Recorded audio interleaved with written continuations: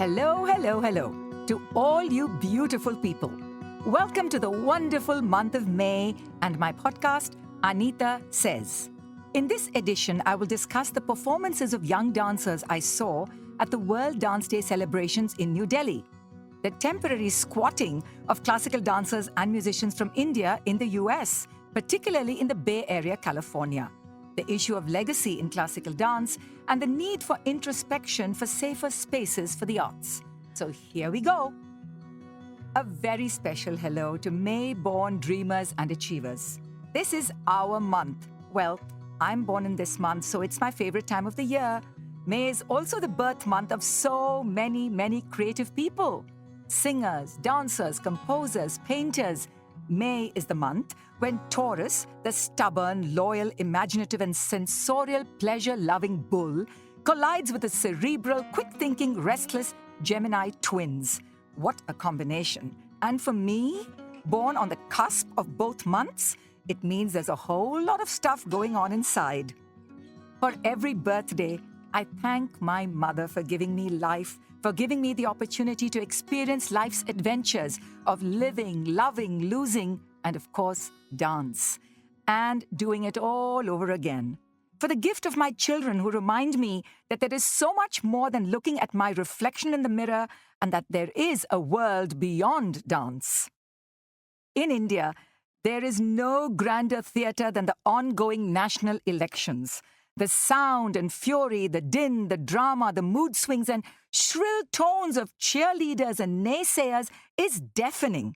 Many states have already voted, but the entire month of May will witness the largest democracy lining up in the intense heat to vote for their new parliament and prime minister.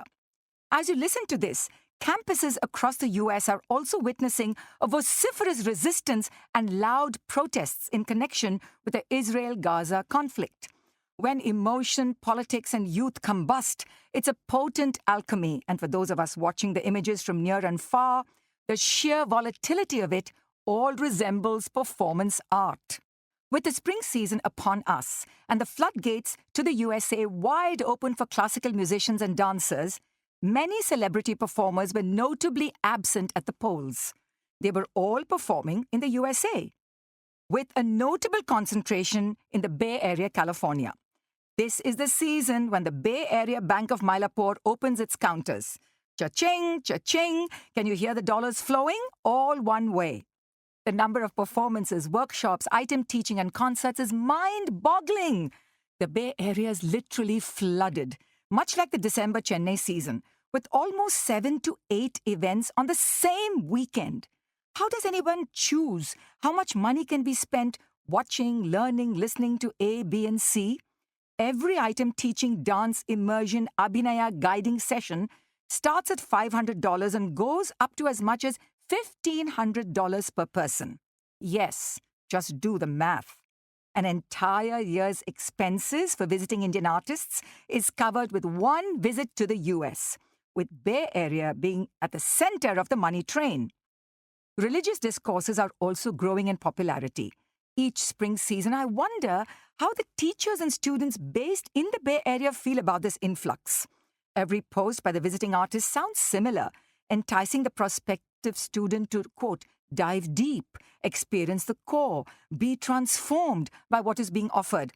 What then are the California and US-based gurus offering all year round? I marvel also at the unabated interest and continuing generosity of US-based diaspora. With the world becoming so unpredictable, in some ways perhaps Indian classical dance and music seem to represent a kind of an oasis of stable, predictable calm, at least from the lens of the anxious parent. There are, however, issues of concern closer to home, issues that everyone in the arts should be thinking about. The recent national media focus on the classical arts has been for controversial and mostly the wrong reasons. Whether a narcissist musician does a U-turn and accepts an award from the very sabha he spurned and scorned for almost a decade, or a talented choreographer finds his checkered past catching up with him after 15 years. Both incidents cast a poor light on Carnatic music and Bharatanatyam. If you watch the 2022 Hollywood film She Said, It is a testament to the dogged determination of two reporters, Megan Twohey and Jodi Cantor, who pursued the 2-decade-long story of sexual abuse and misconduct by Hollywood mogul Harvey Weinstein.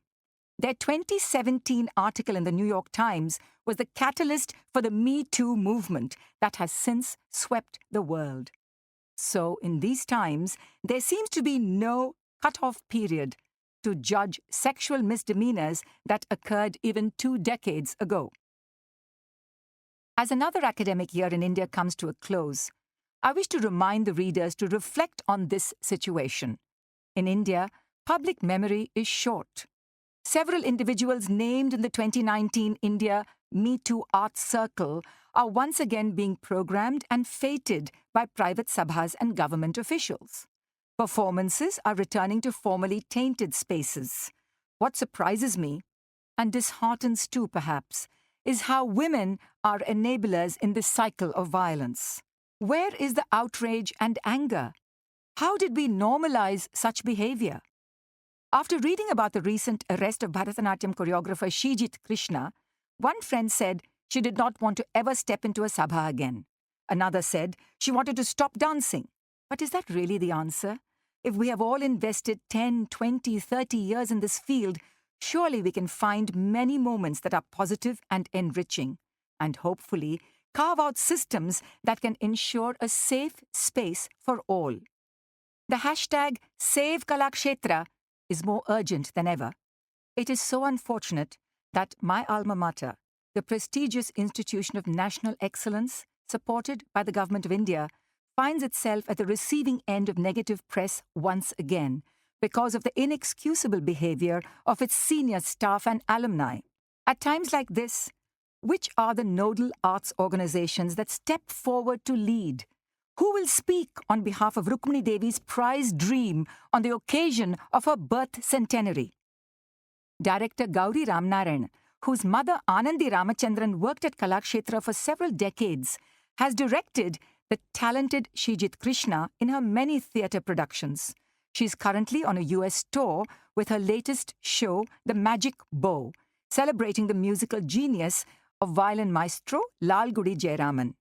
In the absence of Srijit Krishna, his colleague Srijit Nambiyar, who is on his own US tour with his wife Parvati Menon, stepped in for the inaugural performance in San Diego. Gauri Ramnarayan has since reworked the production with a US-based dancer and continues with her tour. You're listening to Anita Says, a podcast about the world of Indian South Asian dance, and I am Anita Ratnam. It was a lovely 2-day immersion for me when Natya Vriksha, the dance academy founded by Geeta Chandran, celebrated the 17th edition of this important day for dance, World Dance Day 2024. The small auditorium at the India International Centre, New Delhi, was house full. Meticulously crafted and curated by Geeta, the first day witnessed veteran dance critic Leela Venkatraman being feted with a Lifetime Achievement Award. The standing ovation and effusive affection Leela-ji received from the crowd was a salute for her 45 years of watching, speaking, and writing about dance. In her speech, she referred to many incidents that shaped her dance writing, including the recent experience of being trolled and cancelled by Gen Woke. At age 88, Leela Venkatraman represents the last line of Indian dance critics, whose interest and love for dance generated the self-interest to transform her passion and experience into words. New Delhi brings out the best in dancers. A cosmopolitan audience, pampered for choice, unwilling to pay for tickets, but willing to engage with interesting work. This atmosphere prompts many artists to bring their A game to the nation's capital. On 2 evenings, 4 performances were showcased featuring Kathak, Bharatanatyam, and Mohiniyattam. The revelation of the festival was Divya Goswami in Kathak and Thomas Vo Van Tau in Mohiniyattam. They both raised the level of their individual styles with beautiful dancing. In Divya's case, a superb orchestra from Bengaluru embellished her showcase, which was titled Aqidat. A sarangi and harmonium added the aural fillip to the Persian Sufi atmosphere of the performance. Celebrated composer and percussionist Praveen D. Rao played the tabla. A crisp padant, rhythmic syllables, recited by Kirti Kumar, supported Divya's emotive interpretation of 19th century Punjabi Sindhi poet Fazal Shah's verses, who also wrote the doomed love story of Soini Mahiwal. Though overlong, the performance received prolonged applause. In the words of one Rasika, Divya showed us how clarity, precision, and intention could embellish Kathak without incessant chakkars.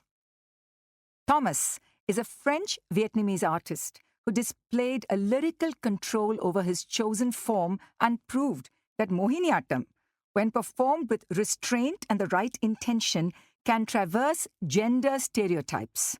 Guru Neena Prasad's strong foundation in Bharatanatyam has created a very different template for her Mohiniyattam pedagogy. The serpentine walk, Sarpanadai, during the Lord Rama Varnam and the seated Abhinaya for the popular Aliveni Padam were excellently performed. The opening act of the two-evening double bill was a beautiful reenactment of the historic Swarajati composition Ye Mailadira in Ragam Hussaini.